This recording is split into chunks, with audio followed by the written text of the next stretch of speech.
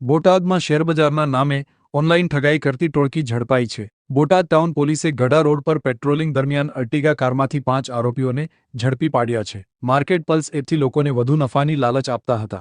WhatsApp કોલથી પોતાને શેરબ્રોકર તરીકે હોવાનું જણાવતા હતા. શરૂઆતમાં નફો બતાવી વિશ્વાસ જીતતા અને બાદમાં ખોટી PDF મોકલી લાખોની ઠગાઈ કરતા. સંજય દલાજી ઠાકોર, વિપુલજી વિનુજી ઠાકોર, વિશાલજી સરદારજી ઠાકોર, રણજીતજી અરવિંદજી ઠાકોર અને કિરણજી ઉમેદજી ઠાકોર નામના 5 આરોપીઓને ઝડપી પાડ્યા.